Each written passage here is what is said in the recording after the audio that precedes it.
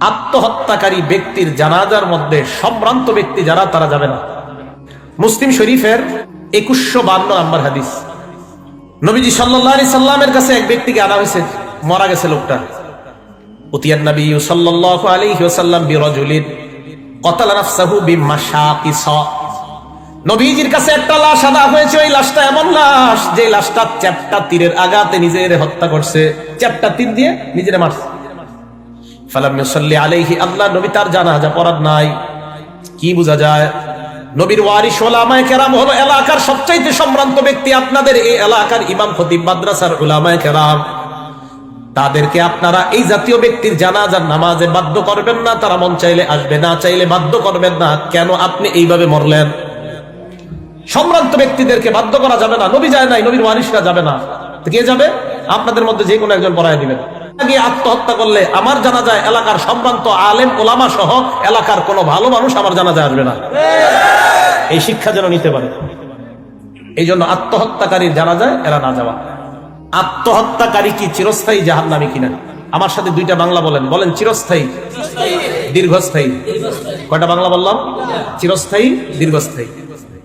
সহজে মনে রাখবেন, কারো যদি ঈমান না থাকে ওই ব্যক্তি চিরস্থায়ী জাহান্নামী। কারো ঈমান না থাকলে ওই ব্যক্তি চিরস্থায়ী জাহান্নামী। আত্মহত্যাকারী ব্যক্তি আত্মহত্যা করার সময় যদি তার ঈমান না থেকে থাকে, চিরস্থায়ী জাহান্নামী। কথাটা বুঝে আসছে? আর আত্মহত্যাকারী ব্যক্তি মারা যাওয়ার সময় যদি তার অন্তরে ঈমান থাকে, জানে আল্লাহ, তাহলে এই ব্যক্তি দীর্ঘস্থায়ী জাহান্নামী। কি বললাম? চিরস্থায়ী, দীর্ঘস্থায়ী। মারা যাওয়ার সময় যদি ঈমান থেকে থাকে তো দীর্ঘস্থায়ী জাহান্নামী, দীর্ঘ মেয়াদে ভোগ করতে হবে জাহান্নাম। আর যদি ঈমান না থেকে থাকে তো চিরস্থায়ী জাহান্নামী। সামান্য ঈমান থেকে থাকলে সরিষা পরিমাণ, গম পরিমাণ, জব পরিমাণ কল্যাণ কারো সিনার মধ্যে থাকলে একদিন না একদিন তাকে জাহান্নাম থেকে বের করে আল্লাহ জান্নাত দান করবেন। দলিল বুখারী শরীফের 44 নম্বর হাদিস। আলা রাসূলুল্লাহ সাল্লাল্লাহু আলাইহি ওয়াসাল্লাম, আল্লাহ নবী বলেন, ইয়াখরুজু মিনান নার মান ক্বালা লা ইলাহা ইল্লাল্লাহ।